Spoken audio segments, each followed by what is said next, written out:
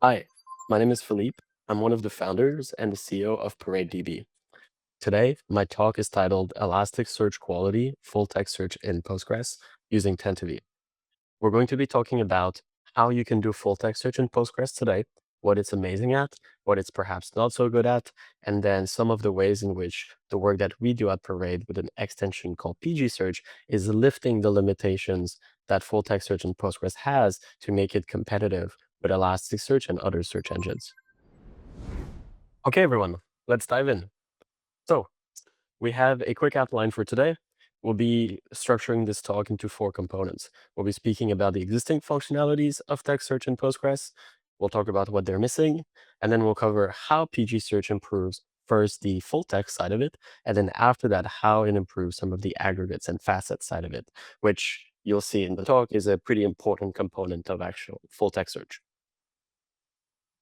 Before we begin, I want to talk about some useful jargon to make sure everyone is on the same page and following along. So there's a couple of important keywords that come up when you talk about full text search. The first one is tokenization. It's the process of taking text and splitting it into chunks that can be searched over, for example, words. There's the stemming process, which is when you reduce a word from its root, from its word, into its root form. So, for example, the stem for the word running would be run. Then there's the concept of an inverted index, which is an efficient data structure for storing that data. In Postgres, it's called GIN, which we'll talk about soon. Then you have the concept of aggregation, which might be common to people in Postgres. That's the idea of doing analytics type queries that compute sums or averages or counts. Facets are the application of these aggregation directly to a full text search results. So, for example, bucketing different keyword search into different categories. And then lastly, the biggest mouthful of them is Elastic DSL. Elasticsearch is a popular search engine, which is used oftentimes with Postgres. It's kind of the state of the art. And then they have what they call a domain-specific language that enables performing pretty complex searches. And we'll talk about how we bring this to Postgres to give the same expressivity to Postgres users. Before we dive in, I want to talk a little bit more about myself, but specifically about the team.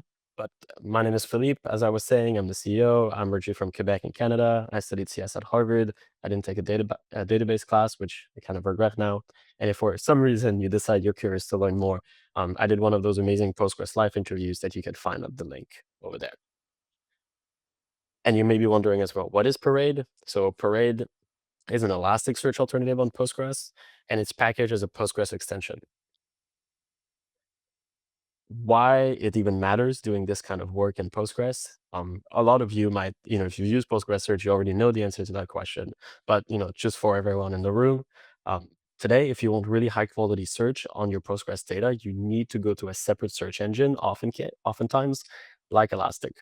And so a lot of users actually will migrate to using something like PG Search in the Postgres ecosystem to have better data reliability with transaction safety, which Elastic does not offer, to have better data freshness. You don't need to move your data from Postgres to somewhere else. You don't need data pipelines and ETL processes. We also enable keeping data normalized. Us in the Postgres ecosystem, we love schemas and structured tables. Um, Search engines like Elastic don't offer this. And so oftentimes it's a big compromise. And then lastly, if you have a very update heavy workload, it's very difficult for traditional search engines to keep up with that. That's one of the big assets of doing search in Postgres, because Postgres is amazing at update heavy workloads. And I can't start this, of course, before, without talking about the people that are making this happen. ParadeDB is a small company. We're a team of 6 people. I do by far the least amount of work on this compared to all of the other people there. So Ming is our CTO and he's my co-founder. Eric, he is one of our main Postgres engineers. He is the author as well of an extension called ZomboDB, which was a precursor to the work that we're doing. And he's also the author of the PGRX framework, which enables building Postgres extensions in Rust. They're used by, I'm sure some of the folks watching here is quite a famous person in the ecosystem. And then Etai is one of the maintainers of the Cloud Native PG charts, which is a popular project. And then Mo and Stu, who are the 2 recent additions to our team, are 2 amazing database engineers who previously worked at Twitter and MongoDB and are integral parts of the team as well. And these are the people that are making what I'm talking about today. So let's jump into it. Before we talk about how we make full text search better, let's cover what it is and what you can do today in Postgres. So full text search is the concept of querying documents based on the presence of keywords. You have text in your Postgres database and you want to find the rows that have cheese in one of the columns, for example. It can be super simple, like the example I just described, or it can be quite complex. You might want to have custom logic about how you rank the results and return them to your users. Fundamentally, it's broken down into two categories. There's the indexing step, which is when you write data to the database, it gets indexed so that it can be searched faster later. And then, of course, the querying step, where you want to search over that data that was indexed. I also want to talk about what full text search isn't. So obviously, in this day and age with AI, everyone is very excited about vector search. There's a popular extension in Postgres called pgvector that I'm sure most of the people here have heard of already. Full text search is not a substitute for vector search and vice versa. In fact, they're complements. And so now that there's this big advent of vector search, there's even more demand for high quality full text search to be able to match not just by semantic meaning, but also by specific keywords, which is very important in a lot of workloads. And oftentimes the two are combined together for most of the workloads that we work with to give something called hybrid search, which is sort of the best of both worlds. We're not going to be talking about vector search today. There's amazing content you can find online about it. Okay, so enough housekeeping items. Full text search in Postgres. There's three things that you can do to do full text search in Postgres today. The first one is the like operator. It's by far the simplest operation that you can do for full text search. The second one, and when people say text search in Postgres, that's really what they mean, is the TS vector full text search capabilities. Usually they're combined with a GIN index, which we'll talk about as well. And then lastly, there's kind of a nice cherry on top that you can add with an extension that was actually brought to upstream core Postgres some time ago called PG Trigram, which allows doing some sort of higher, slightly more complex workloads on top of TS vector, for example. So you want to do search in Postgres. You have a Postgres database. No matter where it is hosted today, these options are all available to you in upstream Postgres. With the like operator, the syntax is the following on the screen: column name like pattern syntax. So an example query might be something like select from users where name like John %. This will match things like Johnny, John, Jonathan, Johnson, and so on. It's super simple. That's a big plus. However, it has a few limitations. It's pretty slow. So if you have really, somewhat limited needs and you don't have a very large data set, it can work fine. It's also very limited. You can't do complex things. So for example, in this case, this would match Johnny, John, Johnson. You don't really have control over like which result will come first, what result will come second, and so on. That might be pretty important to you. And then it doesn't have any scoring capability, so you can rank it, kind of like what I was mentioning. But for some people, it's efficient. The bread and butter of text search in Postgres today is the TS vector and GIN index. So you can use something called a TS vector data type. What it does is it stores the tokenized TEM representation of text. So if you remember from the the keywords that I was mentioning initially, it will mean it will take words, split them into their specific words, and then split them into their root form, like from running to run. And then the results can be ranked using tsrank. What tsrank does is it implements an algorithm called TF-IDF. What that stands for is term frequency, inverse document frequency. In less jargony words, what this means is if you have a term that is there more often, probably this document is more relevant. So if I'm searching for cheese and there's a specific row in my Postgres that has cheese 5 times, another one has cheese 1 time, well, probably that row is more relevant. However, it also means inverse document frequency, which means if that keyword is not very often present in other documents, it should have a more important impact on the score. So for instance, a word like the or it or she, those words are very, very present. And so, probably in every single document, every single row. So we don't want them to influence the score very much. And that's it. That's actually pretty simple. You can then create an index on top of these TS vector columns with the GIN index. That helps improve performance by avoiding doing full table sequential scans. And that gives you the ability to do full text search in Postgres. You can specify keywords, you can specify how you want them ranked, you can order them by score using that TS rank function. And that starts to give us the ability to do pretty complex searching over Postgres. And in fact, there's a lot of companies today that implement this to do their search, including some very large companies that are actually familiar household names. However, if all of you have used, Google and Amazon and all of these search engines, you know that oftentimes there's a feature called autocomplete, right? You'll start typing something and then it's sort of guesses what you might be meaning to say. Or maybe you'll mistype your keyword and it's still able to find what you're looking for. You can achieve a little bit of that with something called PG trigram. What it does is it's another extension built in that gives you the ability to group your text into groups of 3 characters. So for example, if I keep cheese, the trigrams for cheese are going to be CHE, HEE, EES, and ESE. This allows us to do some basic autocomplete logic on top of it. So if I were to type CHEES, well, probably I mean cheese, but it's actually going to be able to match this keyword with these groups of 3 characters and guess that the word I'm actually meaning to type is cheese and start returning results to users, even if they make some mistakes. And that's pretty much it. This is what you can do in Postgres today in any of the databases that are deployed around the world. There's a few things that are missing though. One of the things that's missing is BM25 relevance. BM25 is an alternative algorithm to the TF-IDF algorithm that I mentioned.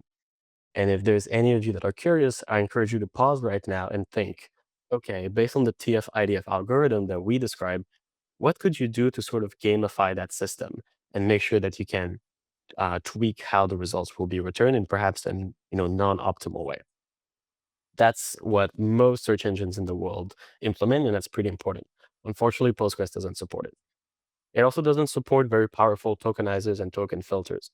People write text, in languages of various kinds. You might be, storing source code. You might be storing medical codes, things like that. And so, being able to have specific filters and that can apply to how you want to split the text based on what it is very useful. And Postgres has a pretty limited functionalities there. The third thing that it's missing is this elastic language that I mentioned to create complex logic. So for example, you might want to boost the results by certain fields. Let's say you're a Spotify and you want to make a song searching tool. Well, maybe there are songs that match exactly the keyword of that a user is typing, but there's another song with billions of streams, and perhaps that song is more relevant, and so you want them at the top. So in real world search solutions, people will build really, really complex logic to be able to achieve what their business outcome. And in order for that, you need a way to represent those queries. And Postgres has pretty big limitations there. And then lastly, it's very common when doing search that you want to do some light analytics over it. Your Amazon, you want to bucket the results by 3-star products, 4-star products, 5-star products. Or you might want to say, oh, I want to tell you how many results were returned, right, on Google. You search and the front page tells you 10 or 20 results, but there were 120 million results. That needs to do some counting. And if any of you guys have tried to do a count star on a Postgres database before, it can be quite slow. Sometimes, many, many minutes, which obviously is a big problem. Those are the 4 main things that are really missing to make Postgres a really state-of-the-art search engine. Before we cover, how we solve these, let's talk about BM25 specifically. So I bet you didn't expect to see math today, and you don't have to look at the equation from too closely. But there's essentially 2 things that BM25 does on top of the TF-IDF algorithm in order to solve the limitations. The first one is takes into account term saturation. If I keep the example of searching for cheese, maybe I have a row in Postgres that has the word cheese mentioned 5 times and one that has the word cheese mentioned 1 time. Probably the one mentioned 5 times is more relevant. However, what if I have a row in Postgres with cheese mentioned 999 times and one mentioned 995 times? Well, now, probably they're both very, very relevant to the user. And so what term saturation does is it makes sure is that actually you'll see on the curve here, as the word gets repeated more often, it kind of tapers off its impact on the score. That's really important so that the search engines don't end up containing documents that just repeat the same keyword a million times to rank at the top. That wouldn't be really what we would want. The second thing that it takes into account, well, it's cut a little bit here, but this says factors in document length. And so if I have longer documents, longer, more text in a Postgres row, well, probably it's just more likely to have the occurrence of the keyword, right? Just because a document or a row contains more information doesn't necessarily mean it's more relevant to the user. And so we also want to take into account the average size of the documents so that we can normalize by that value. And that's it. This is the state-of-the-art algorithm, the TF idea that Postgres implements with these two cases taken into account. And that's what all popular search engines that you see around the world today implement in order to rank results to give to users. Unfortunately, Postgres doesn't have these capabilities, and so you can sort of tweak the quality of the results, perhaps negatively, and that will impact the user experience.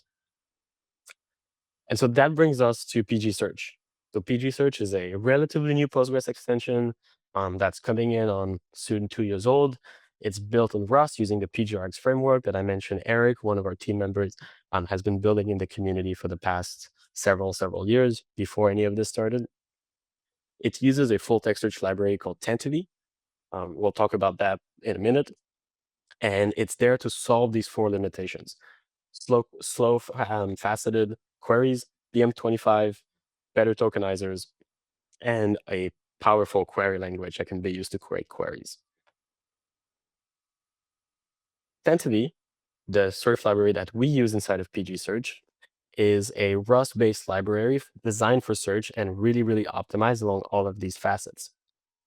It's inspired by a project called Apache Lucene, and Lucene is what Elasticsearch and a lot of other search engines around the world use to build their search functionalities. It supports fast full text search. It supports fast faceting or fast, aggregates, like I mentioned. It supports BM25 scoring, and it has the ability to do this columnar storage and inverted indexing to have a really high quality, have really high performance results. What we do with PG Search is we take this library and we integrate it within Postgres on top of the Postgres storage system, the Postgres buffer management system, to make it like a true first-class Postgres citizen extension that feels no different than any of the other ones that exist, but has these capabilities built in. Tantivy, one of its big benefits is it's super fast, super fast. In fact, it's about twice as fast as Lucene, the original project that is used all over the world. The way it manages to be so fast, this is a bit outside of the Postgres scope, so I'll cover this quickly, but it uses immutable segments, which means when you write data inside the index, things get written really quickly. This makes indexing much faster. It does memory map files, which we actually put on top of the Postgres blocks. And then it's written in Rust with vectorized execution, which allows taking advantage of the hardware to actually run queries and run processing in parallel. Okay, this is beginning what I think is the most exciting part of the presentation. How did we actually build PG Search? How did we solve these limitations and sort of reconcile the differences between Postgres and between this Tantivy search engine? There's four key components that enable the work that we do. The first one is we have a custom full text search operator called the @ or the triple @ For those of you that have written TS vector queries before, the operator for TS vector is the double @ or the @ operator. So we feel like it's kind of the continuation of that work. On top of this, we have our custom Postgres index that we call the BM25 index. It's similar to the GIN, but it uses the Tantivy indexing. Then we integrate our own query builder API to give this powerful query writing capabilities.